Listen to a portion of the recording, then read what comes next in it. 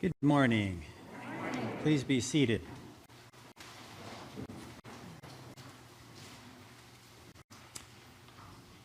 Does anyone know the opening line of Tale from Two Cities?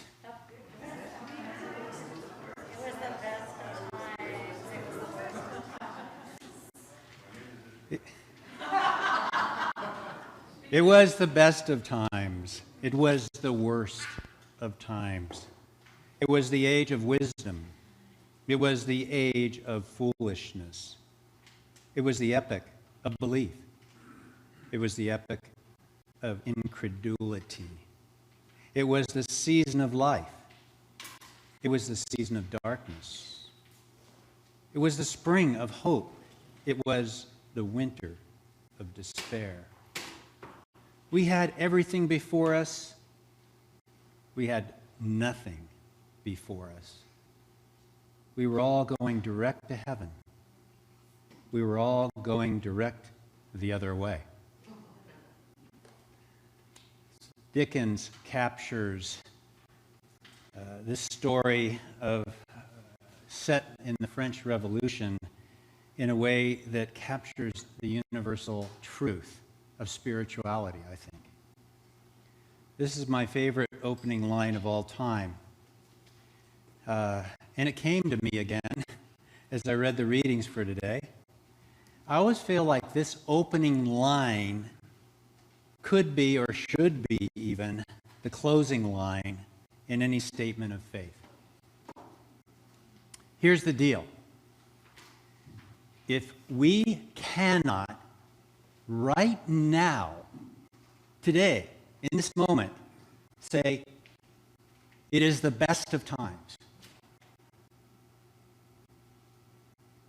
we have not fully grasped what faith is. It's not an act of denial. Sometimes saying it was the best of times can be putting yourself in an illusion, isolating yourself from the truth of all that is. But that's not what this statement says. It is the best of times, it is the worst of times, but it's still the best of times. Our tendency sometimes is, someone comes out and asks you, how are you doing? What's the usual response? Fine. We take the best and the worst, we blend it together, and we come out with fine.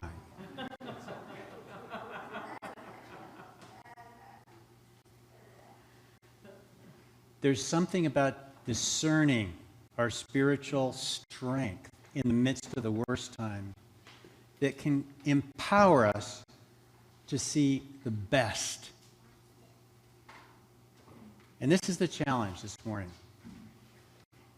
Can you go forth with a spiritual discipline to be able to say, it's the best of times? In fact, that would be a great response. How are you doing today? It's the best of times.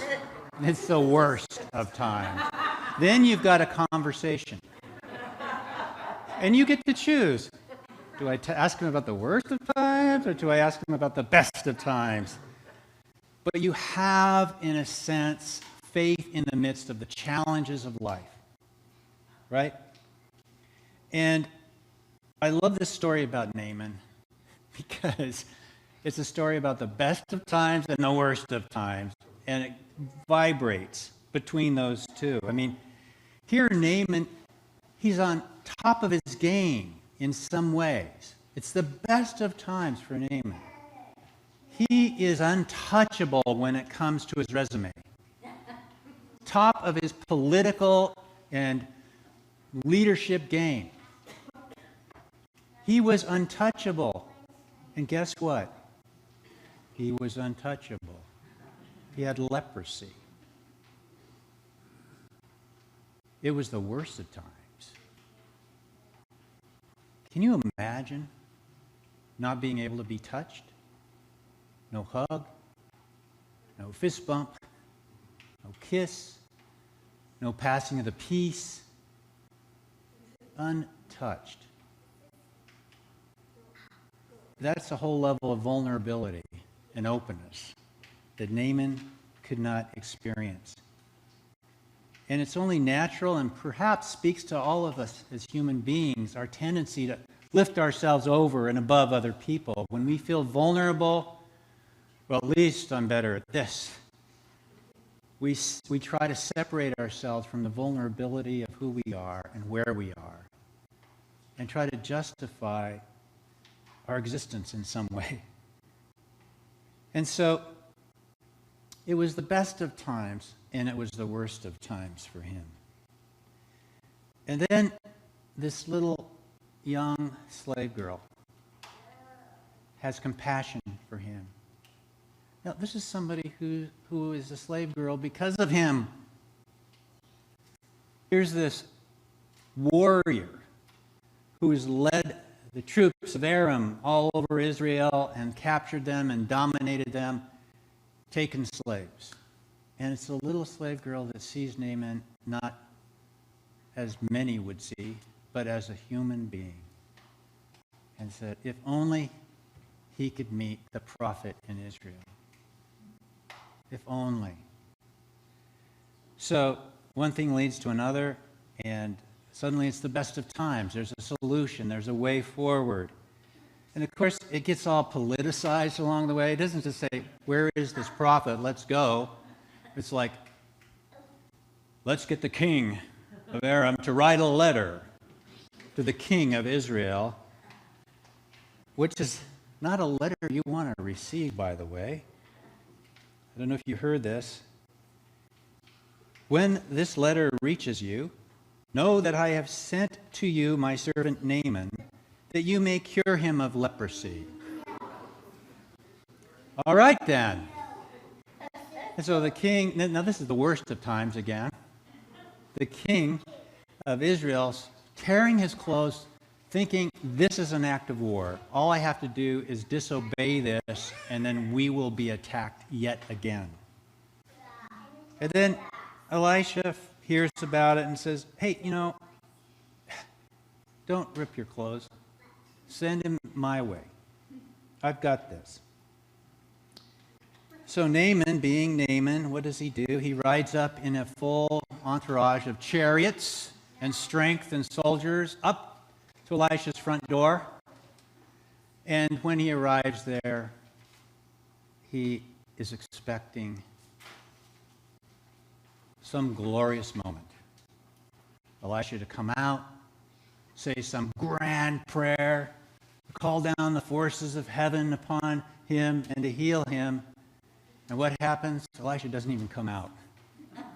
He sends a message to a servant. Tell him to go wash in the Jordan River 7 times. Translation, all week. 7 days. And Naaman is furious. Naaman is struggling with his vulnerability. He's at a spiritual moment in his life where Elisha is refusing to keep it skin deep. Heal the leprosy and let's get on with it.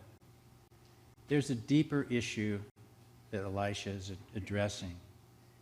And part of that is the defensive systems that we all have within us that keep us from being vulnerable and open to what God is asking of us right now. And so he went from the best of times to the worst of times. And suddenly his servants, thank God for good servants, say, Father, if the prophet had commanded you to do something difficult, would you not have done it? How much more when all he said to you was wash and clean? This is what I'd like to call taking out the trash syndrome. Like, that's not big enough for me. It doesn't inspire me. I need something big to inspire me.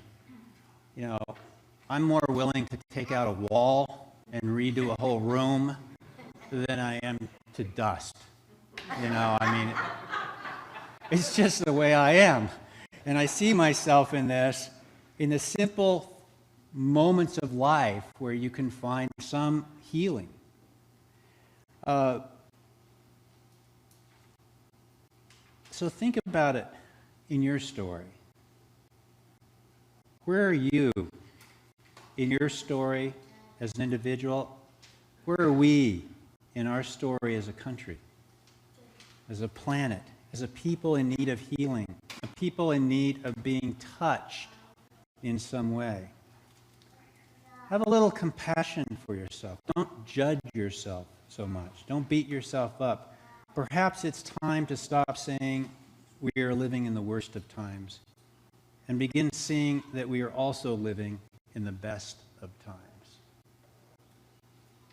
In our mindfulness gathering on Wednesday morning, we were reminded in our readings that day that the garbage in the world can become the compost for a garden. That these are not things to repress or ignore, but that it's part of the story of faith. Those worst things, those stinky things, those garbage-like things can become compost that grow tomatoes and cucumbers and zucchini, and insert your favorite vegetable here. We are the gardeners of peace. But that peace has to settle and find its root in us first, through being mindful that they all can work together for something more beautiful and powerful. So it takes some faith to say it was the best of times. Here, let's practice. Let me hear you say it. It was the best of times. I'm not convinced. It was the best of times. You say that enough and you begin to say, you begin to feel your resistance to it. Because we know what's going on and we know the struggles in every dimension of our lives. That it is the best of times for a spiritual gardener who can truly be present to life. Last week I was talking about spiritual disciplines, and this is a good one, gratitude, right? Being grateful, being observers of beauty everywhere, being present, finding the joy in other people, seeing people and seeing situations as God would, with great compassion and love. For that, it's the best of times. And Paul told the Galatians, just forget your ritual and your rules and your regulations. I mean, you know what you need to do? You need to be a new creation. And why? He goes on to say, as for those who will follow this rule, peace will follow. Peace will be upon you. Peace.